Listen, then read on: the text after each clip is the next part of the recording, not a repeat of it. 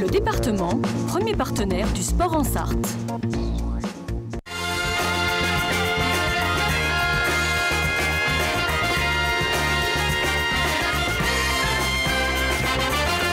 La seconde partie de cette émission de Totalement Foot. Dans quelques instants, on va parler de l'International Le Mans avec notre invité Boudoya Bouassida. Avant ça, on va parler un petit peu de National 3 avec notamment un derby ce week-end.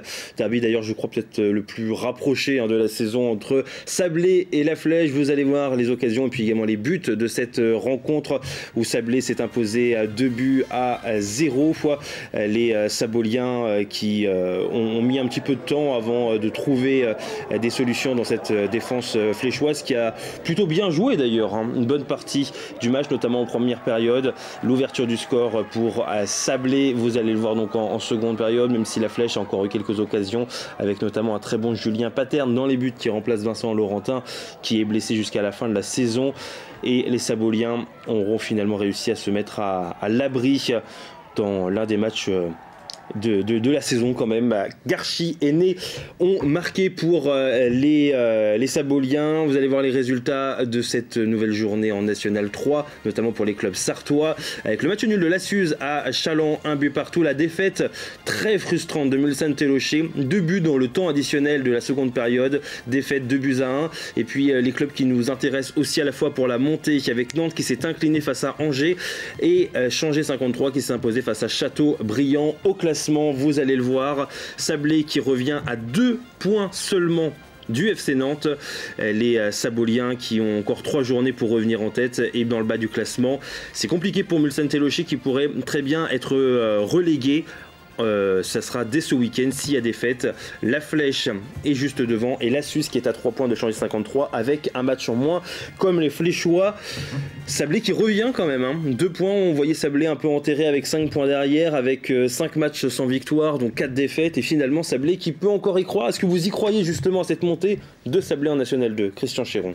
Oui. On a bien vu le Mans FC il y a quelques années qui était monté pratiquement et puis qui s'est retrouvé battu à Vannes dans les dernières secondes. Donc tout est possible dans le football. Oui. Je pense que Sablé a les moyens d'aller chercher. On parlait des traumatismes du football sartois aussi. Oui, il y a des cicatrices comme ça qui se referment jamais. Ouais. C'est sûr. Ils peuvent revenir, Sablé, ils peuvent. Je pense monter. Que oui. C'était il y a 2 ou 3 saisons. Ils n'avaient pas gagné un match pendant 2 ou 3 mois, je crois, quasiment. Ils étaient venus finir meilleur deuxième. Et il y avait une occasion, ça s'était pas fait finalement, mais il y aura eu une opportunité. Je pense que oui, ils peuvent repartir, c'est peut-être un déclic. Après, j'ai cru comprendre qu'à l'intérieur du club, c'était aussi un peu... C'était un peu nécrosé, il y avait quelques petits soucis, donc bon, ça serait dommage que ça vienne perturber ce qui reste quand même pour jusqu'à maintenant une belle saison, quoi. On va voir rapidement d'ailleurs le calendrier de Sablé et de Nantes, il reste 3 journées. Vous allez voir que celui de Sablé paraît plus simple comme ça parce que ce sont des adversaires qui la plupart sont dans le bas du classement. Le Poiré-sur-Vie qui n'a plus rien à jouer et Châteaubriand échangé qui joue les dernières, la relégation, alors que Nantes sont des équipes comme par exemple l'équipe de Laval qui est toujours difficile à manœuvrer, comme Vertou, et puis la réserve des Herbiers qui est en forme actuellement, même si c'est une fin de saison et on ne sait pas forcément comment seront les réserves. Vous allez voir également les résultats de ce week-end. Il y en a eu certains, comme par exemple le maintien de la Suze. La Suze qui s'est maintenue en U17 nationaux, c'est une très très grosse performance. C'est un peu plus compliqué, vous l'avez dit tout à l'heure Stéphane, pour les U19 du Mans FC qui sont inclinés face à Tours, et pareil, match nul pour Le Mans face à Rouen. Le maintien sera très difficile à aller chercher. Puis enfin, l'agenda de ce week-end, pas mal de matchs très intéressants, comme par exemple cette fête au M Arena entre Le Mans FC et la réserve du Havre. 2 matchs également en Sarthe pour les clubs de National 3, la Suze et la Flèche. Et enfin le Poiré-sur-Vie face à Sablé et Châteaubriand, Mulsanne Télocher. On y reviendra la semaine prochaine avec notre invité Aurélien Tertereau, le joueur de l'Antoine Sanois Saint-Gratien sera présent. On aura l'occasion d'évoquer sa saison. On va faire un grand bond. On a parlé de National 2, de National 3, de DH. On va passer maintenant à la division 3 district avec l'International Le Mans. Parlez-nous d'ailleurs de ce club, Boudoya. Comment on peut le définir finalement? Comment on peut le définir? On est un club de foot déjà. Et on essaie de conjuguer en fait le football avec des activités, des sorties culturelles pour nos jeunes licenciés. Donc on essaie de mettre ça en place tout au long de l'année. Via, par exemple, là, nous on a mis en place depuis la saison dernière, depuis la création du club, de soutien scolaire, 2 fois par semaine, ouvert à tous les licenciés et autres. On a fait quelques sorties aussi, à la MJC Jacques Prévert, au cinéma Le Français. On a réussi à faire venir aussi Nadir Dandoun, qui en fait qui a gravi l'Everest, dont le film L'Ascension est tiré de son histoire. Donc voilà, par ce genre de manifestation, on essaye d'ouvrir leur esprit à nos jeunes licenciés.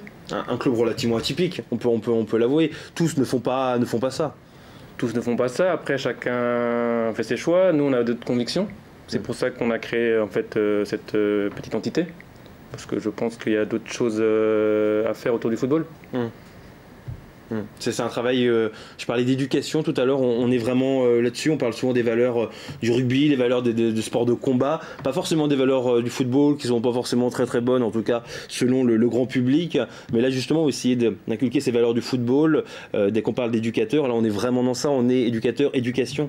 Ouais, on est tout à fait dans ce projet-là, on forme pas des footballeurs forcément, des footballeurs en devenir, on forme d'abord des citoyens de demain.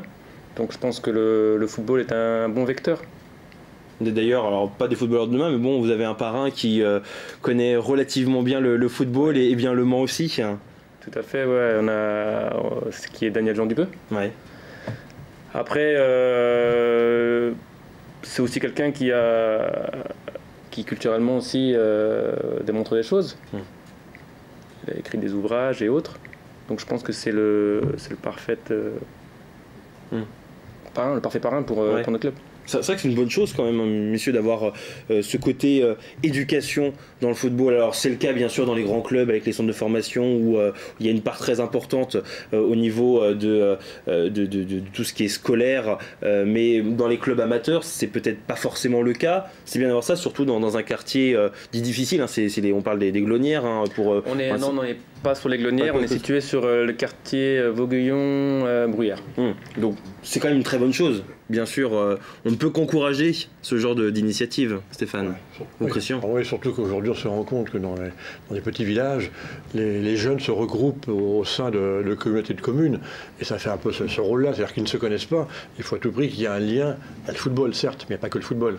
Il faut qu'il y ait un lien. Lorsque ces jeunes rejoignent, s'ils habitent Neuville et qu'ils doivent venir jouer à Saint-Pavas, il faut qu'il y ait plein de choses qui se mettent en place. Et pour l'instant, je trouve qu'une initiative comme ça devrait donner des idées à bien des présidents. Stéphane, nous partager. Moi, je trouve que oui, de se servir du football comme prétexte de rassembler des... Après, je trouve ça un peu dommage que ce soit des associations aujourd'hui comme ça qui soient obligées de se substituer à certains manquements, pour moi, de l'État parfois, sur l'éducation, des choses comme ça. Mais bon, c'est la preuve aussi que le monde du bénévolat peut faire plein de choses aussi, et vient aussi apporter son écho à ça et permettre à des enfants, au-delà de jouer au foot, c'est-à-dire d'avoir une ouverture culturelle et d'avoir ce que disait du soutien scolaire aussi, voilà. Mais je trouve ça un peu dommage que ce soit un club de foot qui soit obligé de faire ces choses-là. C'est comme ça.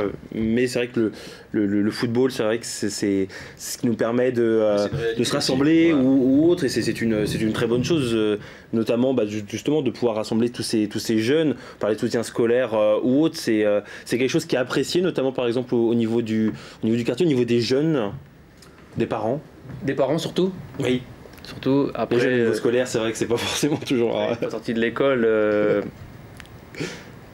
pour un élève, pour un enfant lambda, il a envie de jouer au foot. Après, une fois qu'on lui explique que c'est pour lui, que ça lui permet de pouvoir jouer au foot plus sereinement, puisqu'il aura fait ses devoirs dans un milieu encadré. Après, pas de souci. C'est en tout cas vraiment très, très intéressant ce type de projet. C'est pour ça qu'on essaie de les mettre à l'honneur également dans cette émission Totalement Foot. Il y a une équipe aussi première, vous avez d'autres équipes de jeunes. Ça fait très peu de temps finalement que le club s'est créé. Donc là on a commencé la saison dernière. En fait le club a vu officiellement naissance en 2016, février 2016. Février 2016, ouais. Donc on a commencé avec une équipe U13 et une équipe U9. Il y a une équipe senior au départ. L'équipe senior, c'était pas l'objectif au début. C'était pas l'objectif, ça s'est fait un peu sur le tard. Mais on a grandi peut-être un peu trop vite parce qu'on n'a pas assez de bénévoles. Là, actuellement, on a une équipe U7, une équipe U9, une équipe U11, une équipe U13 et on avait une équipe féminine. Et justement, par le manque de bénévoles, on a dû arrêter cette équipe en cours de saison. Et on a quand même l'ambition de reprendre en septembre cette équipe féminine. Alors justement, on va parler de cette équipe Fagnon, votre équipe première maintenant dans le temps additionnel.